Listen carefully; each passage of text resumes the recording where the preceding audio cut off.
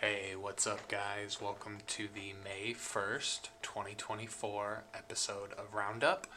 And this might be our last Roundup episode for the foreseeable future. This is actually a preface to the episode because we didn't start recording until a little bit in. And where it picks up here in just a second, Hodo, it will be talking about her relationships and how imprinting can occur in collective fields. We talk about a lot of other interesting things in this episode as well, in my opinion. Things around clairaudience and claircognizance. So I hope you guys enjoy. My dad and I, for example, have like a super psychic relationship, right? And how like him and I's relationship, of course, is like caretaker and child. But I bring up that relationship because it's one of the relationships that to me speaks to the feature of like imprinting and like how like my dad's nervous system and how like my um nervous system are like connected to each other. So we might not have to like physically speak to one another for us to like actually like sense into something percolating on our side of things. And the reason why I bring that up is because sometimes that's how it feels. Yes, the collective field, Adam. The collective field of the broom, y'all, for me is very alive. And I say that because I'm like, okay, we talk about being sensitive here. I would definitely claim that I'm like very, very sensitive.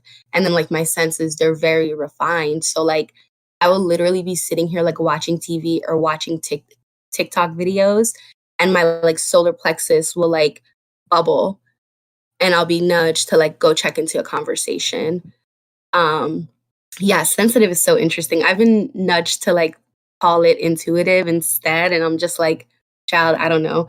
Um, but yeah, I'll be called into like a certain conversation in the room. And I guess I'm saying this to sort of illustrate, yeah, a little bit of what Adam is saying. The phrase collective field really speaks to me regarding the like, yeah, the logos of the broom or like the heart of the broom. And so I guess, yeah, how does that relate to like Roundup containers and like tending? I feel like the prep work is presence, for lack of a better word.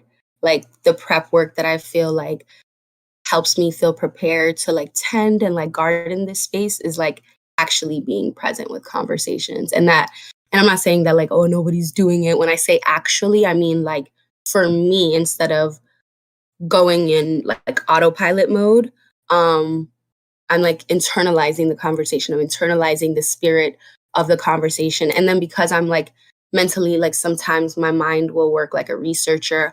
I'll cross-reference some of the larger conversations that are happening in the room with like um the divinatory messages from like tarot readers that I listen to, some of the like stronger, less rage baity conversations on Teapot. I like cross-reference like all three of these like cultural points. And it sounds like I'm doing a lot, y'all, but I swear to God, I promise y'all, and y'all know me, I'm doing most of this stuff and I'll shield it. Like, I'm doing most of this stuff in my bed with like a face mask on or like a blunt, like, in the like thinking about this stuff like while I'm washing my dishes. So I guess, yeah, like for me, prep work for a container actually looks like being there for the work and the world building that goes into like creating containers, because it's not just, to me it's not just in isolation, and I'm sure y'all probably can relate to that. But it's a alien blunts, Claire aliens, past that Jesus blunts. Oh my God, he's literally, yo, this gift, the fucking layers, yo. It just keeps giving. But okay, is there anything else for me to say on prep work and containers and Roundup and creating an atmosphere of enculturation that doesn't make you feel like you're being watched by the big brother? Is there anything else to say? Yeah, thanks, Nobu. So then what happens when it comes to talking in Roundup? I will usually like breathe a little bit before Roundup. I'm trying to think of what I do to prepare. Very little bit. I will tune into the container. I will drop my earth, my root chakra down, which is just basically like regulate my nervous system, no cap. Um, and yeah, definitely Nobu says. Julie says, is that a whole ass fronto? Bruh. Um, yeah, the embodied stuff to the lexical. Ooh, I love that. Yeah. Um, I feel like I get a sense of what you're asking, Nobu, but is there an example that could kind of help me um, frame my response? Yeah, because I feel like you're talking about how like you pull in like like how you read everything, and then how this stuff from like tarot readers, taroki, or Orochi. Rich Brady conversations on Teapot, and then how that kind of like I would say like becomes part of your field in some way. But Mhm. then like what about like how does it go from being in your field to being like lexical again, like words and sounds? Well, not just lexical to be fair. Yeah. Wow. Thanks for saying that. Cause now, like at first I thought what you were asking was about um like ingesting and like integrating, but now I wonder if your question is more about like translating that material to like stuff to talk about. Um I think for me like translating it, dang, that's a really good question. Hold on. Let me sit with it for a second. Hmm. Oh yeah, I feel like for me part of translating it is like talking like on okay, so it's like on one level like talking to people about it. And so like I'll see discourse and I'll talk to like whoever I'm around. Sometimes I'll talk to myself about it. And then there's another level of translating where especially like whenever I'm working with like lots of ideas and thought forms from these different webs of interaction, I feel like after a certain point, um, my like thought powers become like exhausted. Like I can't think about it anymore, in other words.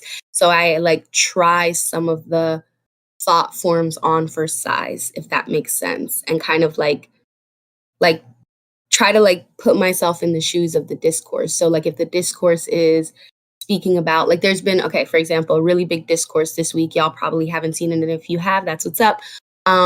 There's a discourse on boy moms right now in social media, and it's about how there's like mothers who really, really, really, really love their sons, you know, will shielding like infantilize them, protect them from anything that they need to do to like grow up in this world, for lack of better words. And so like for example, like when I watch, I'll like see that discourse, see what people are talking about, and the way that I integrate it is I'll like watch a little bit of discourse on it, and then like I'll meditate and be like, how does that apply to my life, you know?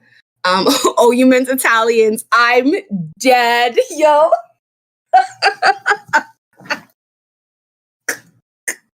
Lexi said, Adams be like that. Yup. Yup. And it's easy to relate to too, because I think that's the thing with these like zeitgeist kind of topics is that there's a little bit of something for everyone in these thought forms. And so I feel like, yeah, like that's what I realized, like, that I'm like, okay, I can directly relate to this, number one, because I feel like, you know, my mom does that to my brother, but it's not to a terminal degree.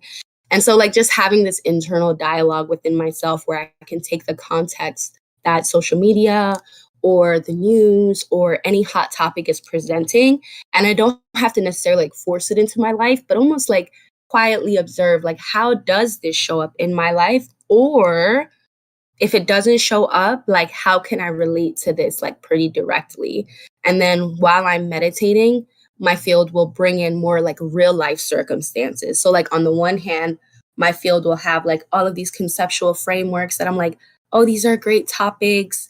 You know, we could talk about this. I'm just using like the boy mom topic for an example. I don't think we should talk about it in the room. I'm just being honest. I don't think we should. But like, you know, like on the one hand, I'll hold that in my field, like a data set of information, and then on another side of my field there's like a bubble of real world experiences that like percolate in my field that I'm like containing in advance when these topics come up. um and so it's like super interesting because I feel like I think I've shared this before too. Like social media is like really, really, really good. It's like honestly also the primary place that I go to like refine, quote unquote. But yeah, I wonder if that I'm trying to feel into what else I do for translating. Oh, honestly, another thing that I'll do for like helping me translate these thought forms into like embodied frameworks is I'll just be quiet a lot. And I'm not suggesting anybody do that.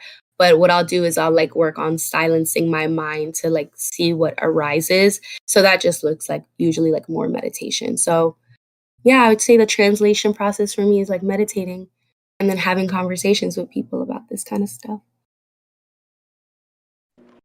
Word. Thank you for breaking that down.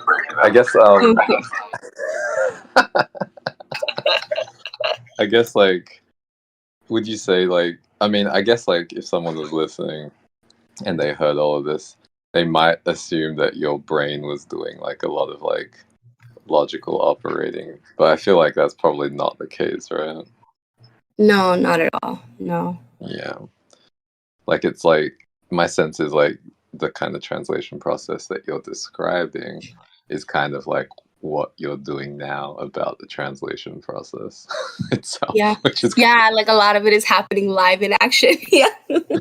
like it's meta, right? 100. And I'm kind of like it's really fascinating to hear you talk about it because I feel like the process itself is, I'm going to say it's pretty quantum from my perspective. And then, like, in order to put it into like a lexical form, which is sort of by default, I'll say like a linear time format, um, you know, one has to kind of do what you're talking about, which I would say, like, which I would call like trying thought forms on for size, and then align them a little bit into something which I feel like fits a, you know, what I'll call like another thought form, which is I'll label it like quote things that other people are most likely to understand unquote. Does that make sense? Yeah. So like Yeah. I kind of think of it as like okay, like I'm walking into a room full of like different bags, and then I pick the bag which feels like it most fits the context that I'm going to be speaking in. And then I'm going to go into like a different part of my house, let's say like the pantry, and I'm going to pick all the foods which feel like they fit that bag, and then I'm going to like arrange them so they fit in that bag in a way that feels like it makes sense for most people in a certain context to understand. And yeah, I guess like that's my like one way. That's I guess that's the way I'm translating like how I do that in this context. Like the way that I've talked about it before, say like on Tal's podcast. It's you know his podcast is called Tiger Time, and he asked me if I wanted to do a recording with him, and I was like, I'm gonna do it on the topic of time, which was kind of like a big move. But what I ended up talking about after setting the container that way was how I feel like on some level, like when I'm like I'll call it channeling right now. I'm just like sort of like feeling into my body from like outside of time. And then I'm kind of like figuring out how my body gets to where I am from inside of time to outside of time. So you could say that like when I'm outside of time, I'm navigating to a timeline. And like I don't know what happens on that timeline, but I just know how I feel on that timeline at the end of that timeline. And then and this is like pretty similar to how I do like imaginal work or like somatic work in my body. It's like I find all of the obstructions which feel like they get kind of like stirred up by the pathway between where I am inside of time to where I am outside of time. And then the connection between where I am inside of time and where I am outside of time ends up being obliterated. And then I move into that space. And then it keeps on going until I get to a point where like the container closes basically. But then what I feel like is actually happening to my vessel inside of time is that I end up just doing the things which get me along that timeline to where I am outside of time. And that's where I feel like this thing about like trying thought forms on for size or trying behavioral patterns on for size or like picking a bag and picking what goes into it sort of lines up. So it's like, well, like I just kind of imagine a stream of all of these behaviors and thought forms coming through. And then when there's something which matches the frequency of that connection between myself inside of time and myself outside of time, when something matches that frequency, it becomes like a go, and I do that thing. And that could be like saying a particular thing, or it could be moving, or it could be singing, or it could just be like meditating. And then I'll say that like what shapes that position inside of time is also like the people I'm with in that moment. And then my sense is also like the people who are going to like end up hearing about or understanding something about my behavior outside of that moment, right? So if I'm in this container right now and I know it's going to be recorded, I know it's not being recorded right now, but then I feel like that matching frequency that my body is looking for ends up taking into account the frequencies of the context where people hear the recording. And if I'm in this context right now, and there are contexts where, say, like, Hoda talks about something that happened in this context based on my behavior, then I'd say the frequency of that context also informs the matching frequency that my body's looking for.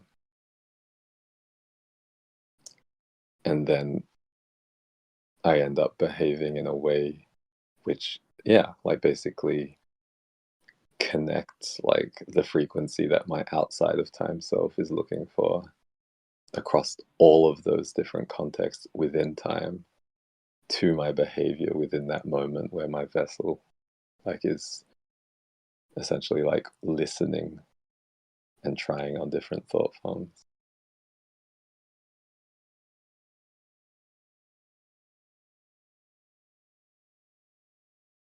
So like going back to like the opening question about like how is it like the things that we talk about end up reflecting the things that are happening in the broom, I would say that it's because like all of those contexts are part of, I'd say, the matriculation of that frequency.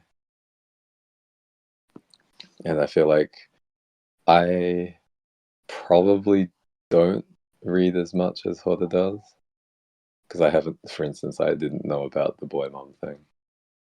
But I think that helps when it comes to getting a stream of thought forms to choose from, right? Because I feel like my vessel in time can only choose, like the way my vessel works,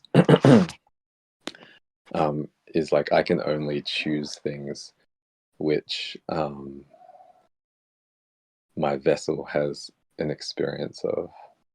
So it's so like that process that Hoda goes through of like ingesting all of these different things from many different sources allows like those thought forms to be part of like the choices. And of course, like, yeah, the linking of like those thought forms to individual experience becomes part of the source or like the stream of things that I can cobble together in a moment to match the frequency. And I would say that that happens for me in my vessel because I'm very like root oriented. And I think I talked about this in why my life. Um, on a metaphysical level relates to experiences of locality. And then I would say everything from the heart up to the crown, I would say is like non-local, right? So like the third eye gives us access to like collective realms. The throat gives us access to collective realms. The heart gives us access, I would say, to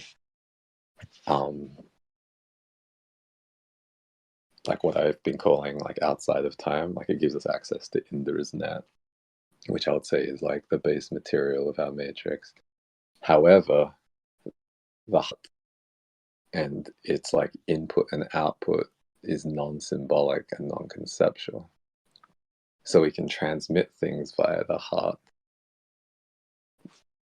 non-lexically, non-symbolically, non-conceptually, which I think is like part of what Boone's like tuning into right now. And also I think it shows up in the replies to his tweet, which has gone sort of like semi-viral.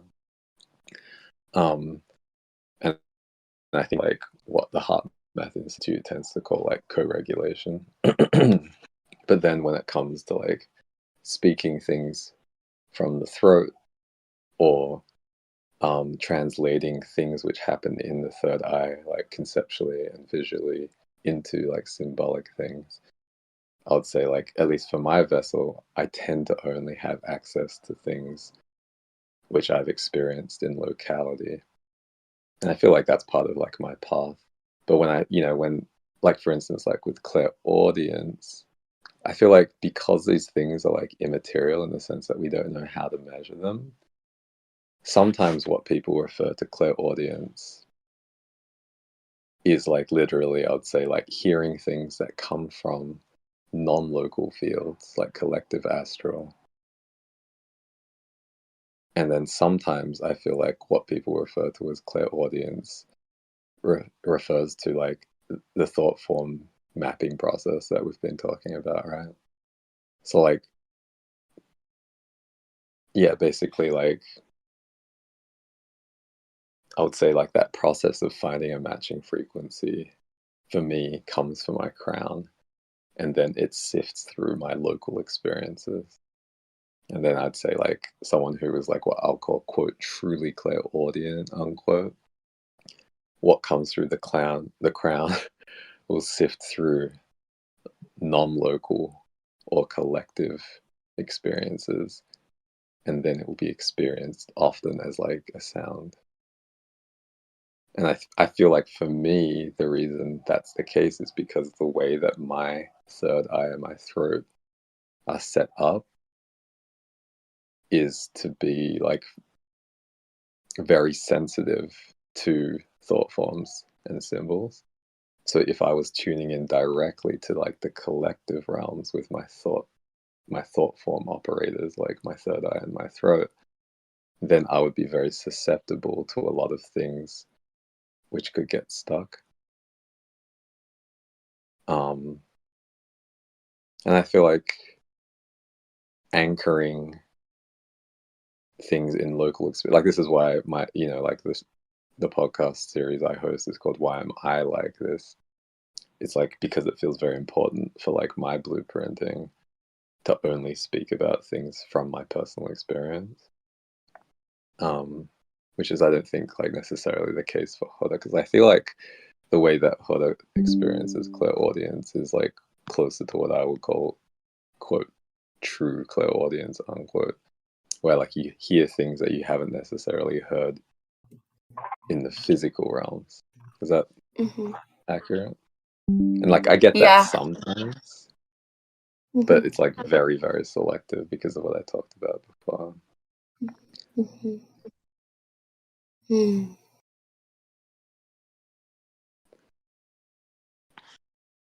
There's so much coming up for me right now. And I guess, yeah, I think, okay, first thing I want to say is ashe to you kind of sharing just the nuances of how, like, different people's different experiences and also their wiring is what I'm hearing is like would facilitate a different experience of what we call like psychic senses. And I know for me, like I mean, clairaudience was really difficult, but I agree. I feel like when that sense started to sort of creep into like my field, it really it's weird because I don't really sense it in my physical ears. Um I sense it in my inner like cochlear system, which is like the inner ear. Um it has a lot. I've read up a lot on it. I won't bore you all with the details. Maybe I'll share on it. Um but yes, I will say that I do recall experiencing like um lower kind of like astral chattering is what I call it. And whenever like my clairaudience started to emerge, um and it did kind of feel like, I think I've shared with y'all that it took, my guides are pretty intense and I don't expect other people's guides to be this way, but I know my ancestors were like, do not do anything with this quote unquote power for 2 years. Like just sit on it and just cultivate it and see if what you hear, especially because clairaudience is, I do agree, Nobu, like this voice or this sound that kind of comes, that is like a coalescence of like things happening in and outside of time.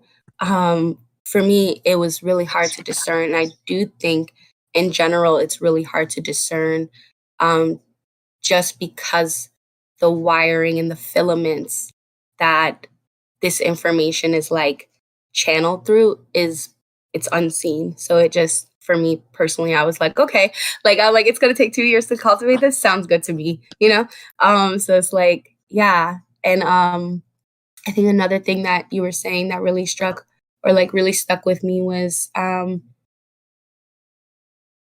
gosh, like something about heart coherence and also like the heart being, I feel like, and I please disagree. I feel like it's the place where a lot of these like psychic senses like sprawl from, um, especially regarding like non-locality, whereas like you being more like root oriented, for example, to me speaks to like, and would you say that like you experience clear sentience or like your your physical senses are more like heightened as a result of like your orientation? Um, yes.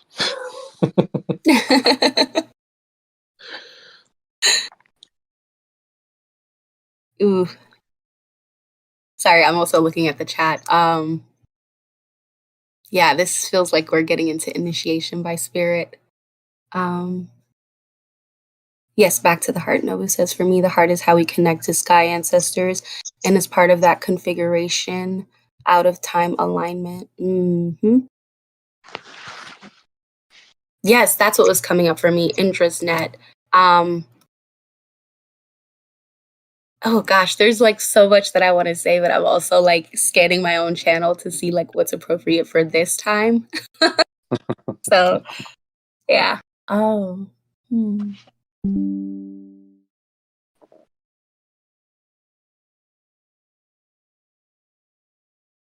Hmm. Yeah, nothing's coming up for me. I'm curious if there's anything coming up for y'all. I saw Lexi was typing.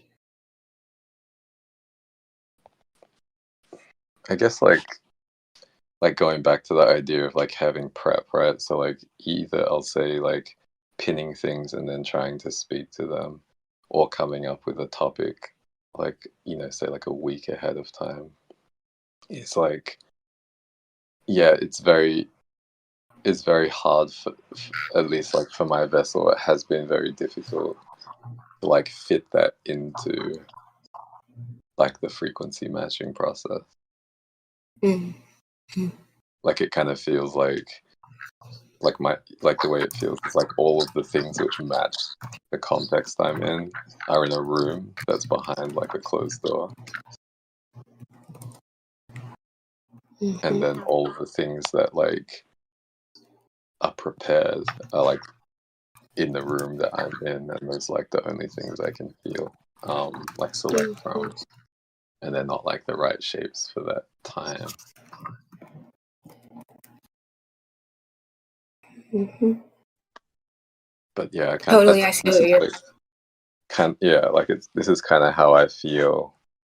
Yeah, you said I started to feel that way about the mysticism and sound of music. Yeah, and I think like this is all. I would honestly like to make a massive leap. I would say like this is how I feel like humans have come out of time with Earth. Yeah. Like we have this like regimen and this schedule, which like blocks out all of the things which are actually of the current moment. Like so, like going back to your point about present. Um, yeah, you could say like structures of time, like what we call like the Gregorian calendar or like Google Calendar or Apple Calendar or whatever, and then like thought forms which dictate what we're supposed to do in that time end up dominating our ability to sense, like in whatever way, what's actually there in front of us in the moment of Mm-hmm. time that we're in. So like we can't feel into like how much we're damaging Earth because all the thought forms which tell us what we're supposed to be doing at any given moment in time dominate our awareness. Mm-hmm.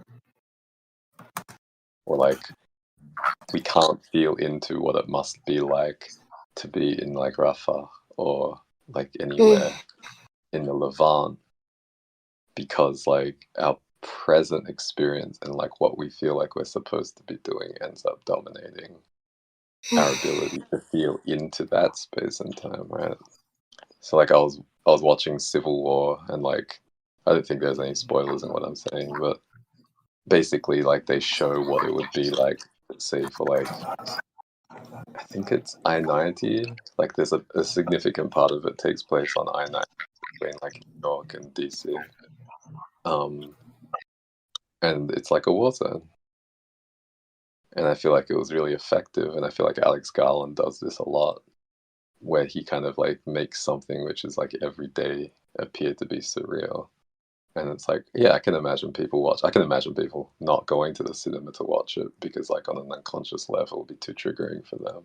But I can imagine for those who do go watch it and for those who can liken their personal experience to what they're seeing on the screen,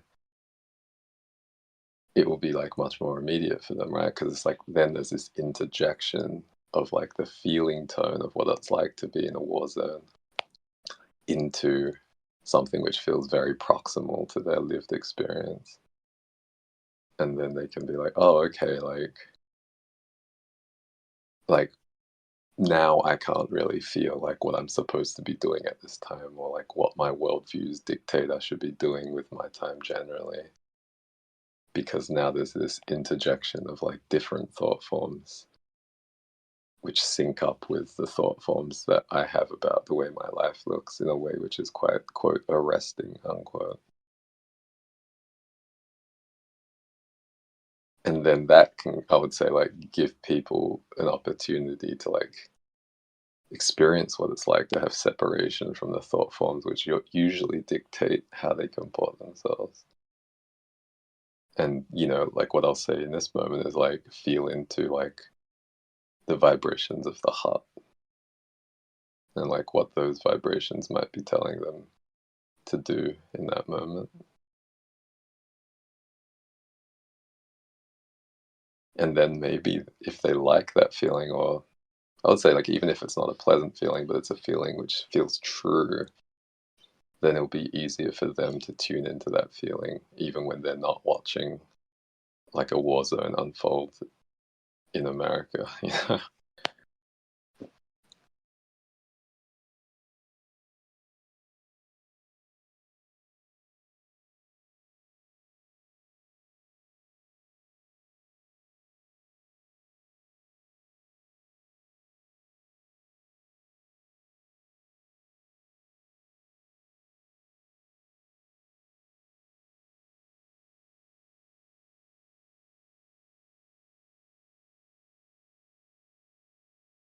So I'm kind of curious, like how all of this lands for y'all.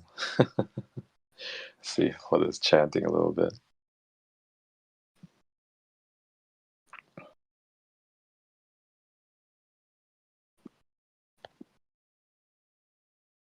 Mm. Rose, Blue Lotus, and tobacco sounds really lit.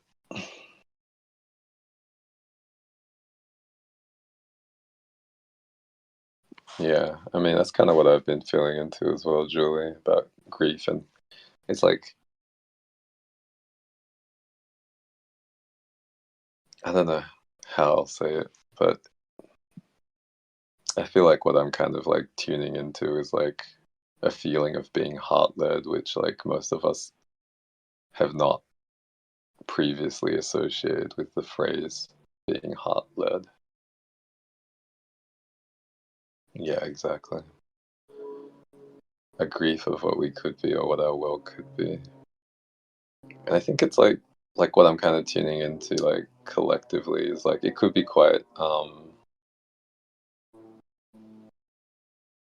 discomforting in a way which is I think like quote arresting unquote, because I feel like we get a lot of comfort from like I'll say like shared structures about what we should be doing, right? Because like those structures tend to be expressed lexically and conceptually. They tend to come from other people, which is a little bit of like what people in digital marketing tend to call like quote social proof unquote. Um, like if they come from other people, then at least somebody like produced those words, and probably several people looked at those words and they were like, yes, this is what I should be doing. Whereas I feel like because the field of the heart is formless and timeless, it lacks anything that we might define as social proof. Like there are no separate beings. So that approval can't come from a separate being. And there is no linear time. So that's like there are no separate beings to produce these nudges or approve them before we do them. So that kind of like completely washes away the structure of a field that we might call like social proof. But you know, like I've said before, like I can't really do anything that isn't approved by the field of the heart for me. And I can't avoid doing the things which are approved by the field of the heart for me. And often I would say like my self-concept is like, ah, but then I just like meditate and I basically find all the parts of my self-concept which are like screaming. And then I let them go. And I'll say like often in the lead up to all of the containers I host, there's like, I'll say proportionally more of that internal screaming, depending on how much what I'm being asked to do is a departure from what my self concept has learnt, mostly through social proof, is like, quote, good, unquote, to do, right? So, what I'm talking about is like the default mode network, where it's like you see someone do something, you see another person give them props for it, or you see them being happy about it, then it gets like a tick. Or like if I do something and somebody outside of myself approves of it in some way, then it gets a tick. And all of those behaviors and the context that they occur in end up being more heavily weighted within the networks that I use to decide what's good and what's bad. And then there's, of course, like, I'll say, like, non social proof, where it's like if I do something and then my body feels good about it, then it also gets a tick. And then I'm just talking about positive reinforcement right now. But on the other side of that, if I see someone doing something and then I see somebody disapprove of it, then it gets a cross. If I do something and somebody outside of myself shows disapproval, then it gets a cross. If I do something and my body feels uncomfortable doing it, then it gets a cross. And this is all the stuff in my default mode network. And I would say that like our experience of time, which like the work of Stuart Hameroff and Sir Roger Penrose in the field that they call orchestrated objective reduction, or OR,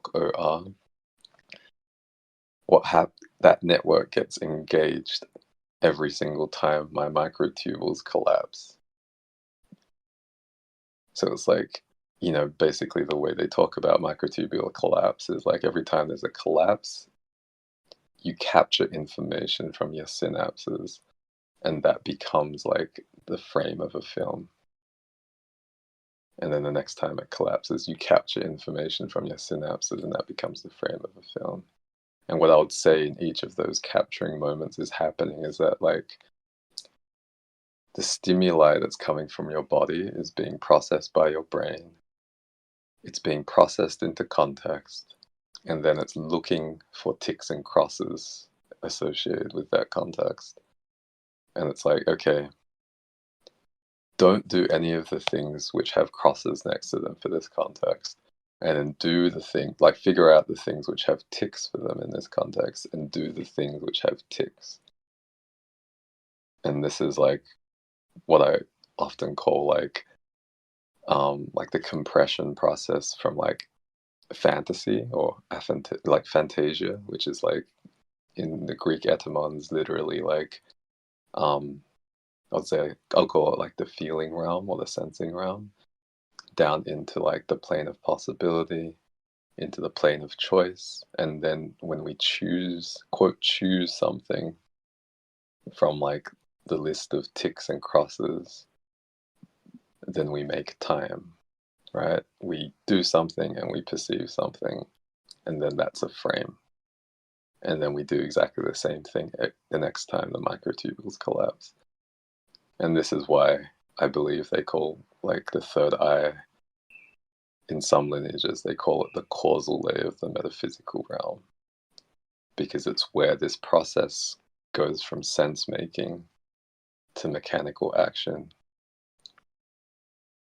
So we go from a field of like, I wouldn't even call it possibility, I call it fantasy, to like a field of possibility, to a field of choices, to a field of cause and effect that we call time, or I would call an experience of entropy increasing in our reality, which is to say that like energy becomes less available for doing work. Or you could call it like disintegration or karmic accumulation. And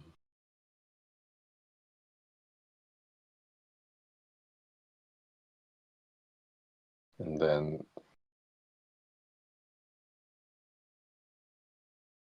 I would say this process feels like similar in shape to like the thought form trying process that both Hoda and I were gesturing at. But I feel like one of them comes from the heart, which is non-local. And the other one, which I was describing most proximally or most recently, comes from what we can sense about our external circumstances via our bodies, downstream of the karmic accumulations which block out certain things about the present moment. So like both of those processes are in a sense like frequency matching processes, but I would say the heart-led process is matching to a frequency outside of time and space, because I think space is inside of time. And the other one is frequency matching to local space and time. Yeah, like environmental cues.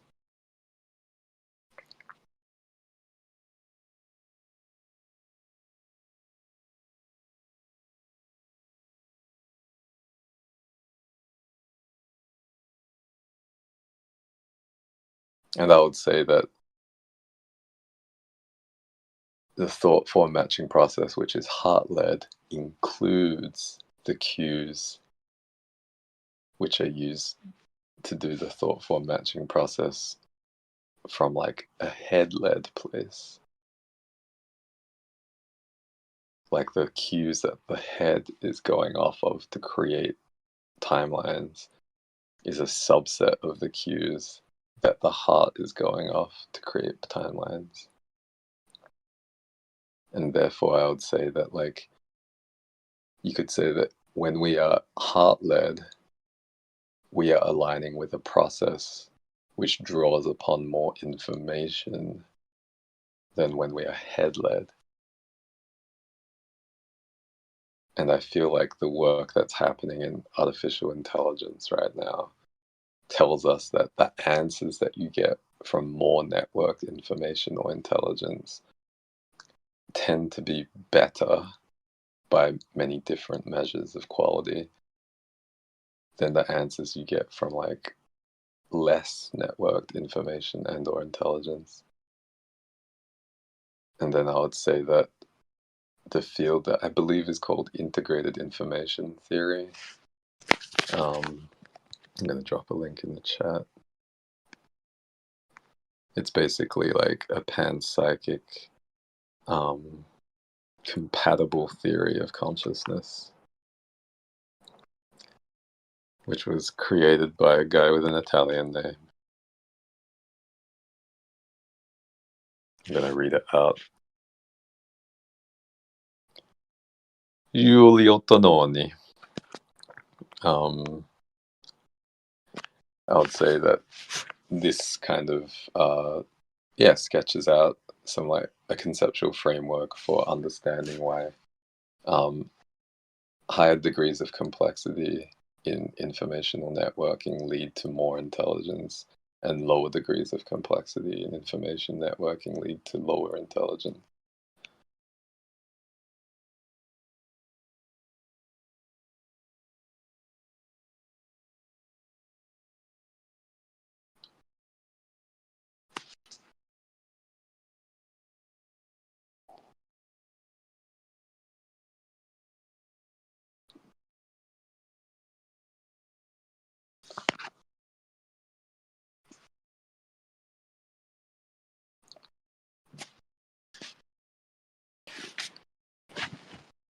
So like, I think like one of the, do you say corollaries or corollaries? This is something that I've not heard many people say in my local experience.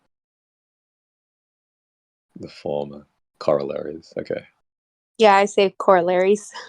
My heart tells me that's probably how most people say it. I've been saying it corollaries because, I don't know, probably because in my local experience, there's a model of car in Australia which is like very popular called the Toyota Corolla. Like no one calls it the Toyota Corolla, but maybe it should be said Corolla. But yeah, I tend to say corollaries. But one of the corollaries of what I'm saying is that like when you prepare topics, either by pinning things, I'm naming my own proposed model of preparation because I don't want to like be seen as overly critical to like the mode of preparation that Adam's proposed. But I would say that like you're drawing a container around the information which can be integrated into a particular episode, right? And therefore you could say the intelligence that can arise from the processing of that information is lower.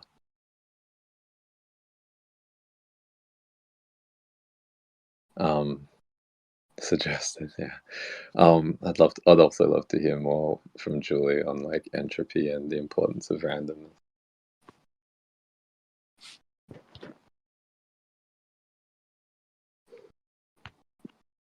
Yeah, Adam's saying no pitch deck proposed, and I'll say like, yeah, another corollary is that if you were to come up with a pitch deck, then the container that's drawing around the intelligence which can be integrated into a transmission is like even smaller and tighter, right? Because you have images, you have words, you have like a linear sequencing.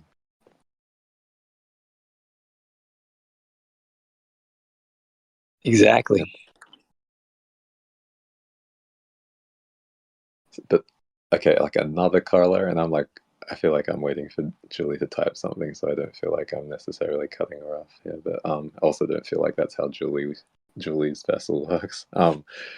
But yeah, I think another corollary of like what I'm saying or what I'm processing around what everybody's shared so far is that sometimes in order to create a container that other people feel comfortable operating in, you have to like tightly constrain things because they're usually working in a head-led mode. And the head has much less processing power than the field of the heart that we all connect to, right? Like we're basically looking at like billions of neurons in someone's head versus, I'll say, infinite pearls when it comes to Indra's net. So the amount of information that can be integrated by billions of neurons in someone's head is very, very small compared to like infinite pearls in Indra's net. I'm like cringing a little bit at what I'm saying about Indra's net because Indra means pearl for me. But I hope you get what I'm talking about. I'm going to read out what Pod says. This quote awareness unquote process you're describing feels somehow similar from my perspective to my relationship with silence, aka the timeless/formless realm. Though it makes my relationship with said silence feel akin to a toddler trying to absorb a math equation that is beyond their mental capacity, which is funny because it speaks to what I just said, to comprehend yet. Some of it still lands. Whereas the process from your own experience is akin to a toddler not only comprehending but also writing new equations that are most appropriate for the context they're in. That's beautiful. Thank you. Pearls from the pearly net. Julie says, I can't prove this, but I feel like when I do something that I deem is unpredictable or an unexpected response to something else, I can feel more quanta forming in a collective sense. Interesting. I'm going to tune into that. Yeah, I guess like the way I relate it to entropy is like, for me, what you're calling quanta is like what in the language of entropy would be called like organized energy or available energy. So it's like the quanta is sort of like available processing. Because, like the way that I think about it, and I'd say the way that Stephen Wolfram thinks about it, and the way that Giulio Tononi thinks about it, and also the way that Carlo Rovelli thinks about it, who's the author of a book called The Order of Time, is that like all information and intelligence arises from geometries of connectivity between quanta. And I'd say that the quanta, like everything's quanta, but everything's like quanta exists at different densities. And I'd say like Carlo Rovelli speaks about gravitrons as quanta, which I would say are the quanta which become the network of fabrics like space and fabrics like time.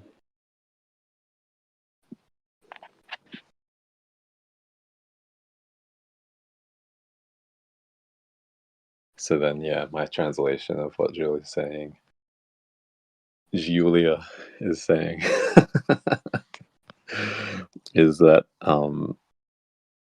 doing something which feels unexpected, it like frees up available processes for new geometries. And my sense is like a lot of that happens because like if you do something that's expected, then it's very easily fit into existing thought forms for other people that exist in their heads, right? So like if you think of like every quanta in their body, if you do something that's expected, instead of like actually being with what you've done, they're labeling it according to what thought form or what previous pattern that they've recognized about reality it corresponds to, right? So like all of those little quanta that make up the space and time of their body in that second or that moment ends up being put in a box and it's unavailable. Whereas when you do something which doesn't fit their patterns, then it's like their quanta's like, oh, like where do I go? Like their quanta is like available to be imprinted based on their interpretation of what you have done. Does that make sense?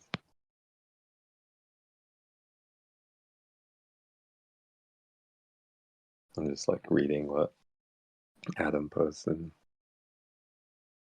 What profit there works from their toil.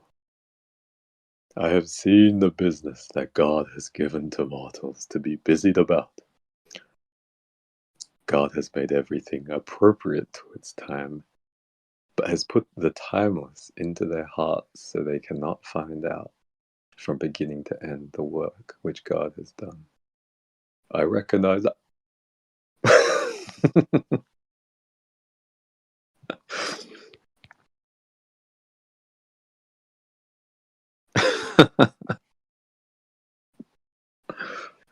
But yeah, I feel like what Adam posted like relates to how I feel about Tama.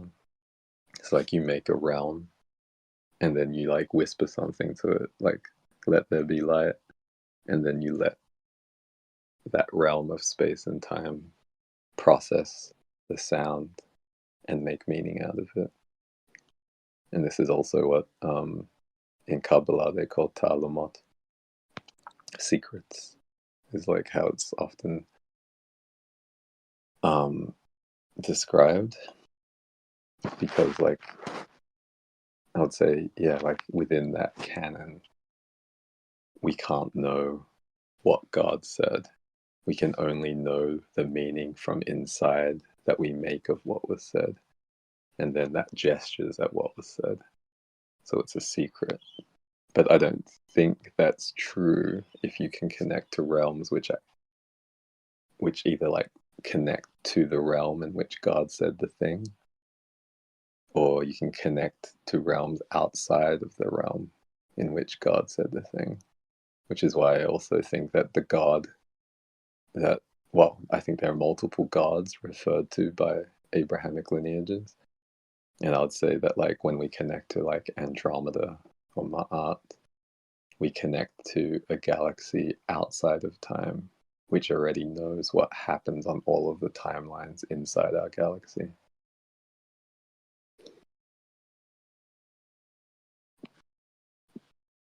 I'm just gonna like plus one what Hoda said about chaos cosmologies. Podrock says, easy labels enables them to stay mind identified, but when they cannot label it, it's like they may be forced to become present and get out of their head. Exactly.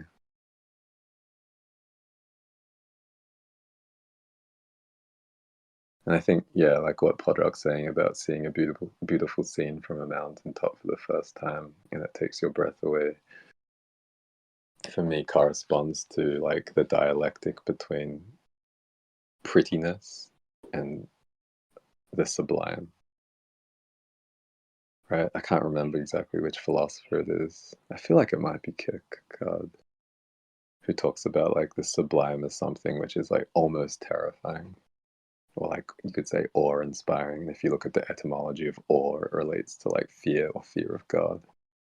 And then there's like prettiness, which I'd say like fits into like what we've come to expect of beauty. I'm very curious what Anna was rolling her eyes about.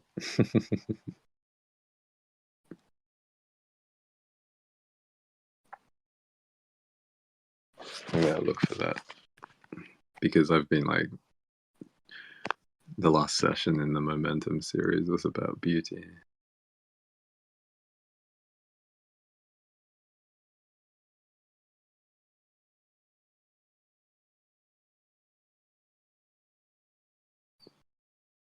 Oh, it was Immanuel Kant.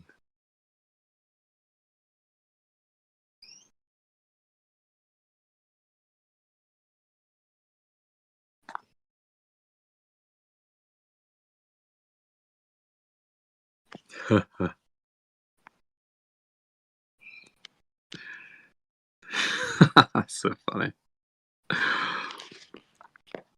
If Tal ever searches for his name in our Discord, it's gonna be interesting.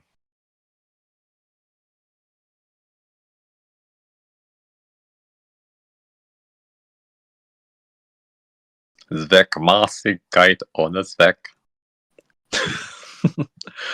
Purposiveness without purpose. The sublime, by contrast, according to Kant, is a principle of disorder, of purposivelessness. It is the phenomenon of our understanding encountering something which it cannot organize or contain. It cannot determine a delimiting organizing principle in the thing because it cannot determine any limits to the thing. It cannot determine any limits to the thing because the thing defies the presentative powers of the imagination. It is beyond the powers of the imagination to present a sensible form to the understanding, and it is beyond the powers of the understanding to make sense out of nothing. Both of those faculties seem to fail us in the confrontation with the sublime. The sublime, therefore, represents for us disorganization. This disorganization is not just an external arbitrary disorganization, but one that suggests an internal systemic disorganization, because it is from our own inability to organize this thing that we perceive that the sense of disorganization arises. That is threatening to our conception of ourselves as organized and organizing things. It is something frightening. And I think this speaks to what Hodo was talking about with regard to complexity. Chaos. I call it complexity.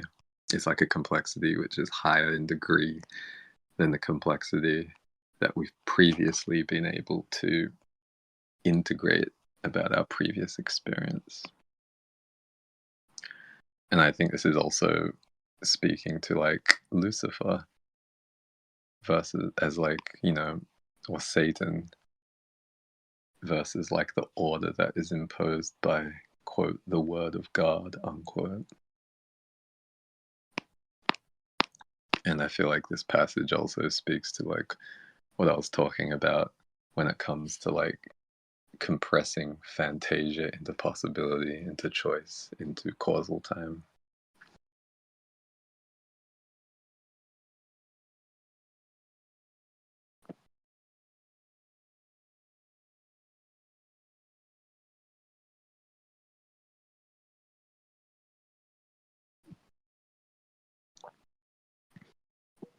Anyway, I'm not sure if like this was being simulcast to YouTube. Oh, that's cool. Is anybody listening?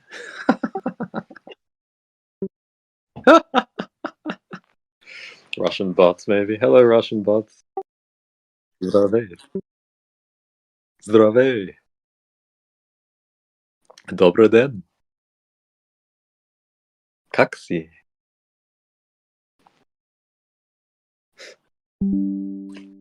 На здоровье.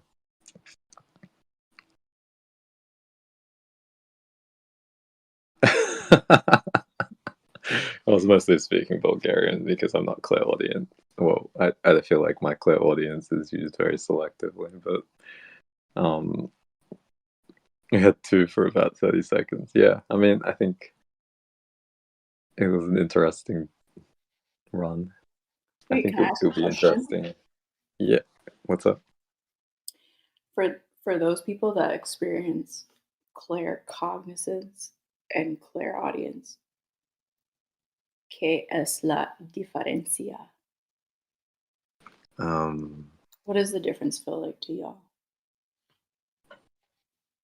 For me, it's like claircognizance is telling me whether the thought forms that are running through my head are appropriate for a context. Whereas And- clairaudience is just like something coming in.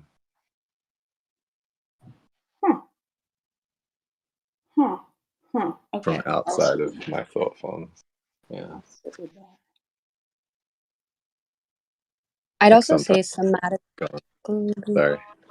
Yeah, it's okay. Somatically, clairaudience for me happens within the field of, well, it happens in a couple of different ways, but most when I can really trust it, it's happening from like an environmental sense, like it's arising from my environment. And then like claircognizance is like something I know And yeah, definitely relates to what Nobu said, like that I know and it is being confirmed by thoughts that feel appropriate for me to have at any given moment. I just wanted to add that somatic piece to it. So Hmm. Mm. Yeah, what you're talking about with clairaudience and like initiating over 2 years, I feel is really cool. I think so too. I appreciate you sharing that experience. Because I think it is like a very vulnerable way to like connect with the divine, because I think it's really difficult to discern what's coming from like outside that's good versus what's coming from outside that's like not good. Which is totally. why like is probably why they said like keep everything to yourself for 2 years. Right. Yeah. And I'm also thinking Yeah. about how like it felt connected to other clairs and also like an overall process of like discernment. So like for me, I like when I'm integrating something and it has like 3 affects to it. Like it touches my mind, like my thinking mind, my physical experience, and then like my subtle emotional or like connective relational experience. And so I feel like for me the 2 years was that where um I was able to get just I was getting information like you know like sometimes we share predictions like that's how I was like getting information was like about people like I didn't know and so I remember like it also helped facilitate this practice where I was like okay I'm getting information about people that I don't know. It's not that I don't want to know the information.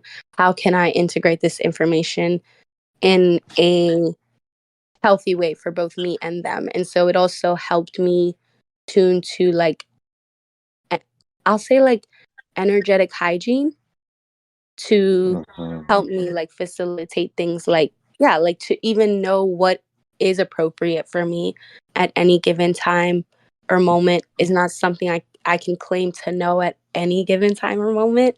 However, I do think that the clairs arise when the the field or the strata of the field that we're sharing, and I'll super shield this. I feel like they arise whenever, and you know, people talk about the veils thinning, but for me, from like a practical point of view, what that means is like these fields of intelligence that we're talking about that were maybe more regulated to like their own like corners of existence are now, I would say, more mixed and are interacting in realms where things are happening outside of time. And so, yeah, I don't know why I was called to kind of like share that like piece, but I trust and know that like with in good faith that it'll be received as it needs to be.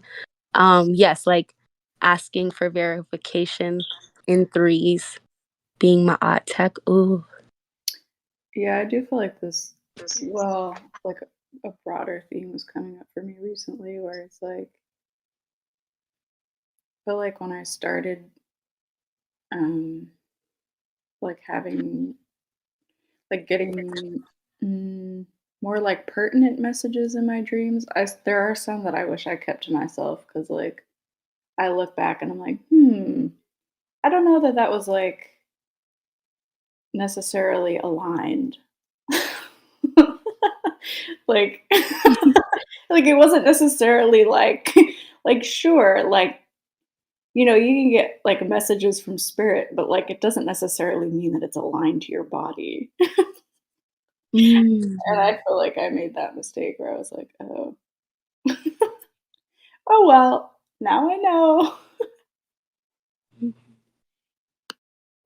Yeah. I'm just kind of tuning into like what you said too about like having information that's not for your body. And I would like, yeah, I would just call that information. Like I'm not being cheeky. Like I think for me, I feel very similar. Like I mean, I have information right now that's not for my body. Like you had tacos for dinner. Nobu had coffee before he got on this call.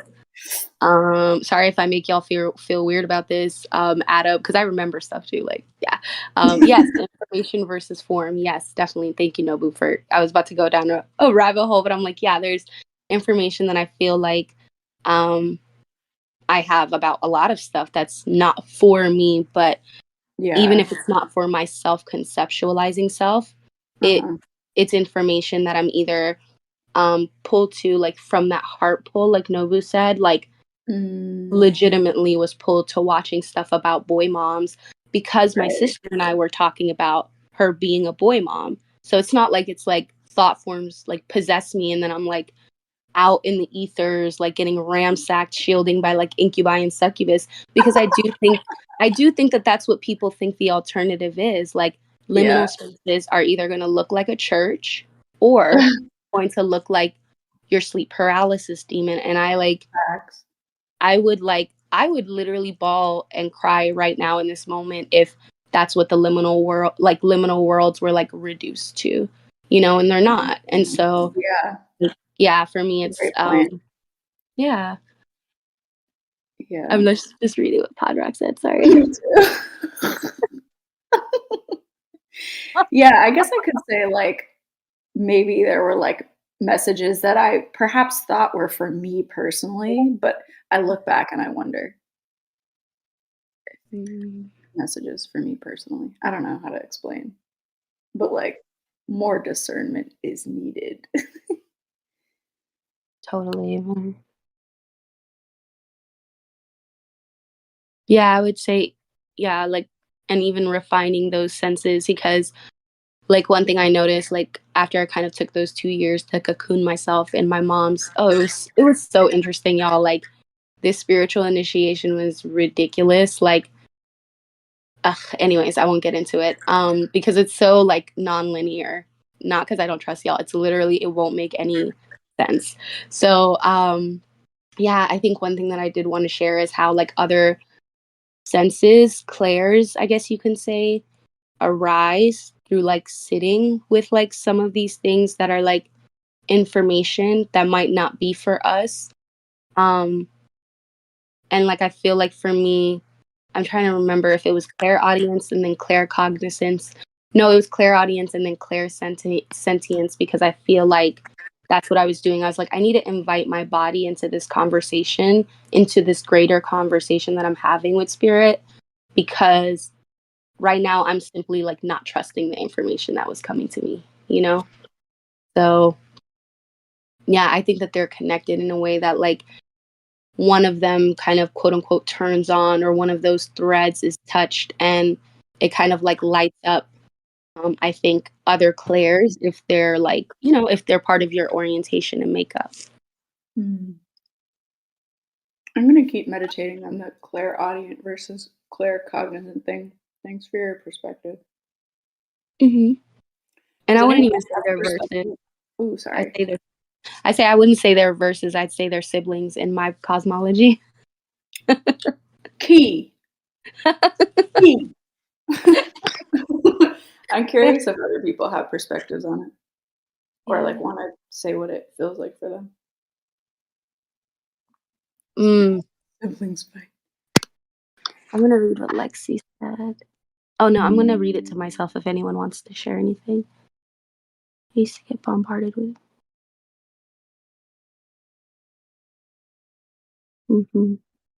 Totally, yeah, Lexi. I feel like when my clairaudience really arose, I was working front desk at this waxing center, and I was like, I'm not gonna lie, y'all. It's funny now because I'm looking at it in hindsight, but shielding. I thought I was going through a psychosis because the thoughts that I was having and the playlist that was like playing were like synced, and I was like, oh no, man, like I safe to say that I was dysregulated. Yeah, mania. I was definitely feeling oh yeah, 100% felt manic, especially like I think the first 6 months when like parts of my brain chemistry were like lighting up.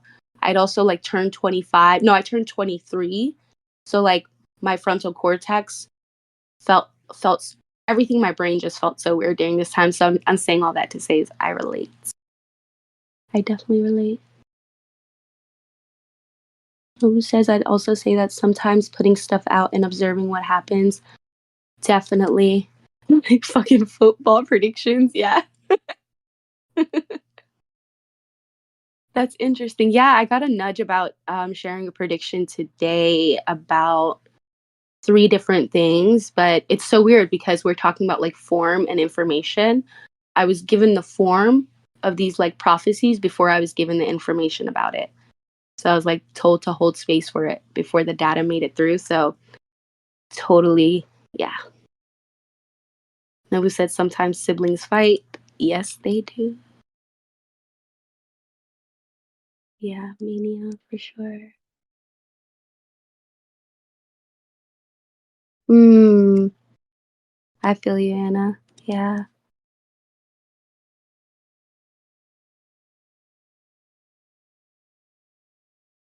Yeah, it's funny because I've done like retreats and like getaways thinking that that's what I needed, but what's ended up happening for me is like I'll bring the thought forms from a particular environment into a new environment. And it reminds me of the saying that like I think my dad told me this growing up that like you can't escape yourself, like everywhere you go, you're there.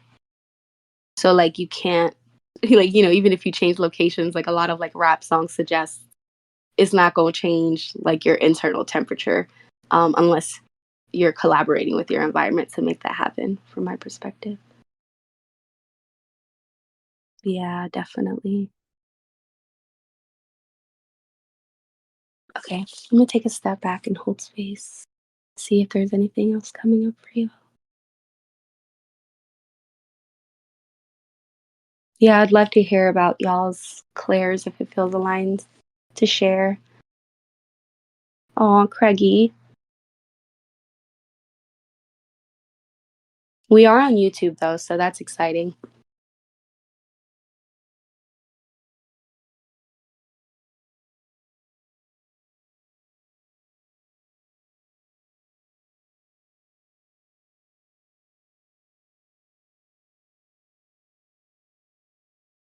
The lives, yeah.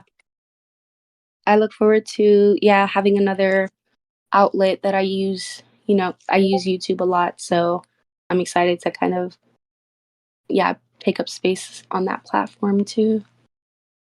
hmm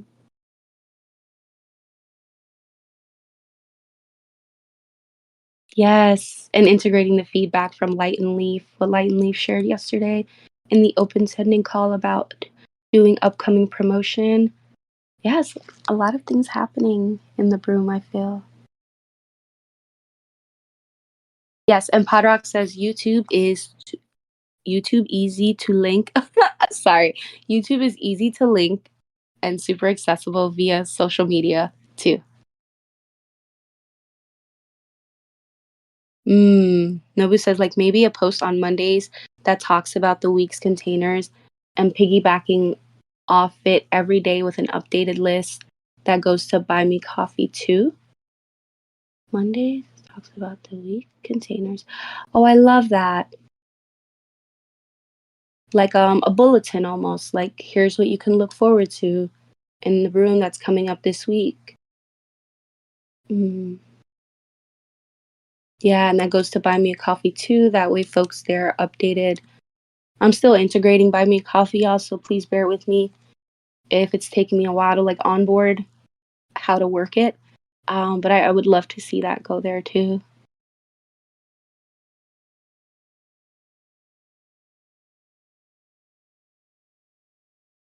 hmm Definitely. Yeah, tricky and getting less and less so every day. Thanks to you, Nobu, and your help. Something I felt I had to accept in order to integrate claircognizance better, more, was the fact that I won't be able to know everything I necessarily want to know. Ooh. Oh, wow, Julie. Hmm.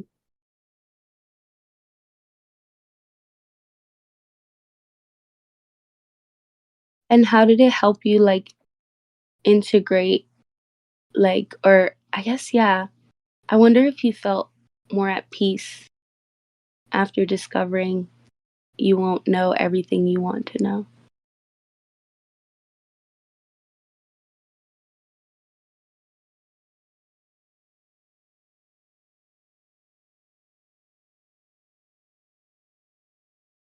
Julie says, "And fueling." Oh, my Wi-Fi blanked out, and then everything just loaded in the chat, which is really interesting. And Julie continues to say, "And fueling my faith in what I will need to know will come with time." Ashe. Ashe. What I need to know will come with time. Yeah. Awesome. Thanks, Nobu. Yeah, Nobu was speaking to the protocol on BMAC, which I really appreciate. I think you're speaking to the one you spoke to this morning or this evening for you, or yesterday evening for you. But yeah, for sure, getting all the pieces sounds good.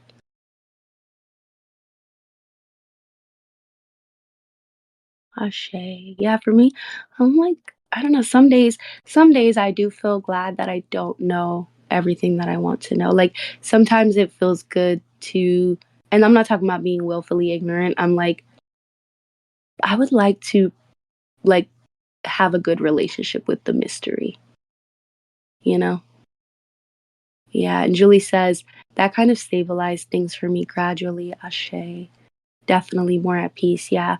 And I feel like I asked that because I could sense it in the way that you worded your response or like your statement regarding integrating claircognizance. I'm like, it sounds like you're at a place now where it's, more settled into your field, which I feel is huge.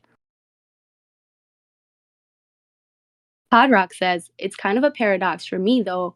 I feel like the more I accept, I don't know why I'm reading it like this, I accept I don't have a clue. The clearer the codes come in." Ooh. I wonder if you want to say more about that, Pod, or if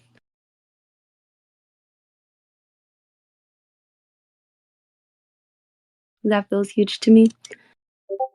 Julie speaking on opening new doors of trust. Ashe.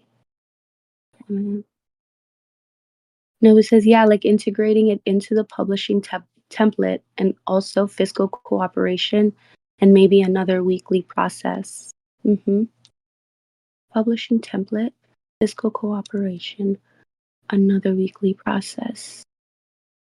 Just integrating this out loud, y'all.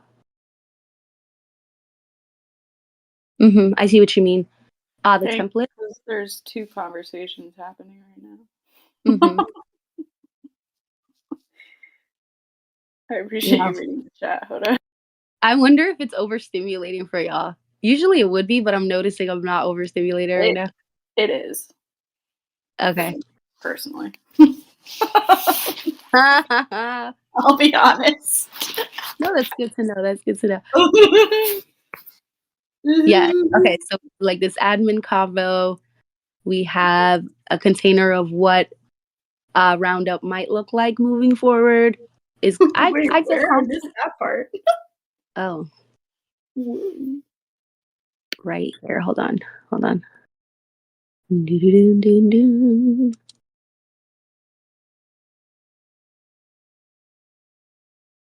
I'm kind of like grounding containers because I can like feel the different containers.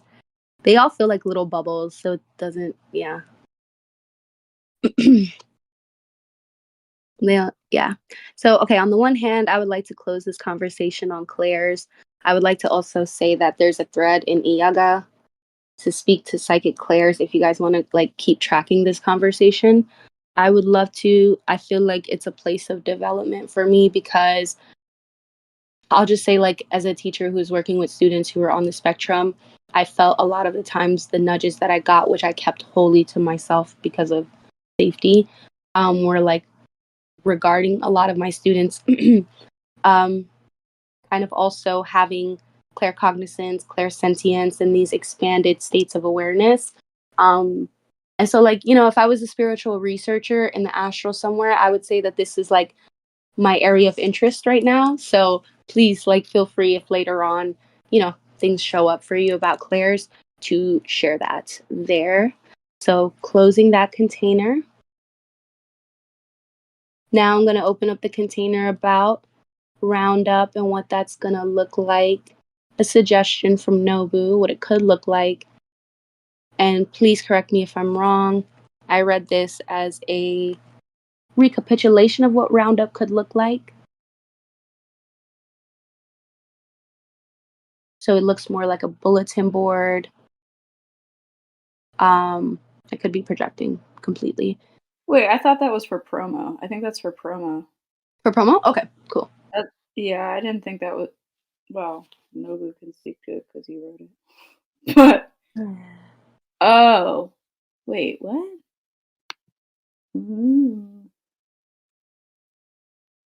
Oh, that was instead of Roundup? It can be both. Okay.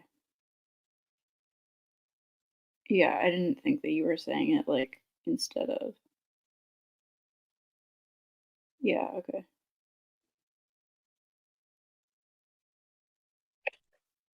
Okay. My sister just called in the middle.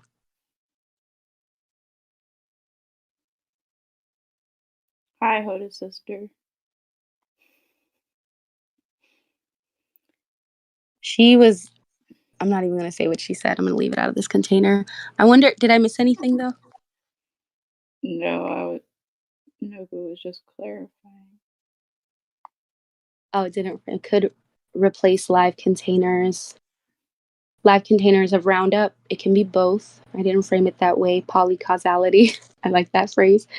Or rather, poly post facto justification. Which is what really causality amounts to, bruh.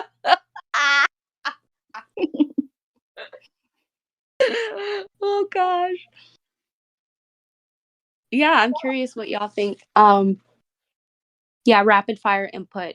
I'm gonna give 1 minute on the clock to see what you guys think about this, or maybe we can. Oh, nothing.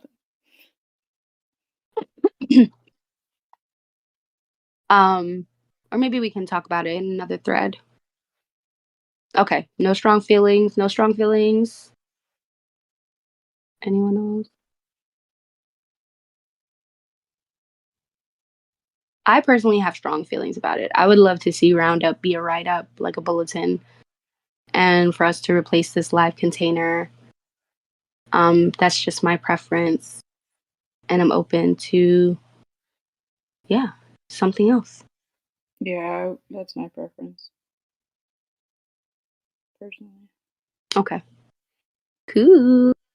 Personally. I lean that way slightly as well. Thanks for clarifying, Pod. Yeah, because I think bulletin style would just be cool. It would be concise. It would get people into the habit. There's so many positives. I don't feel like naming them. Okay, so I'm closing the Roundup container. Oh, would anyone like to make a GitHub issue? I guess I can. Or can someone just like... Okay, cool. Thanks, Nobu. Yeah, that's true. Thank you. Yeah, issue for sure. Okay. Closing that Roundup container and allowing it to continue to gestate outside of time. Same with the Claire's conversation. And finally, I feel like there was one more thing I wanted to speak to. Anything else coming up for y'all?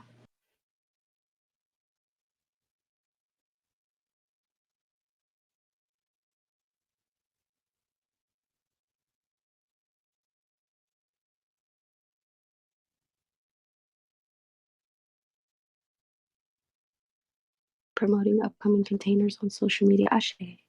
From yesterday. Thank you. Not that I can Okay. see it. Cool beans. Yeah, thank y'all so much. This was great. Appreciate y'all for the time and the space. Mm-hmm. Thank you.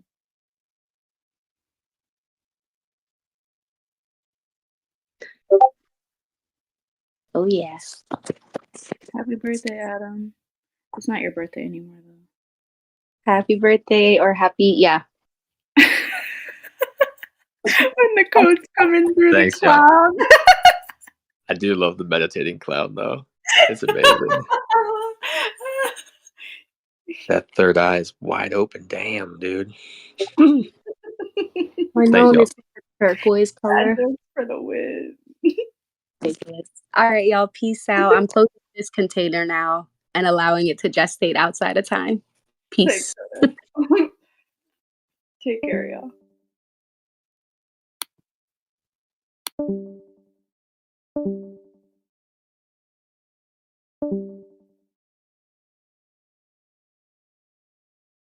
Thank you.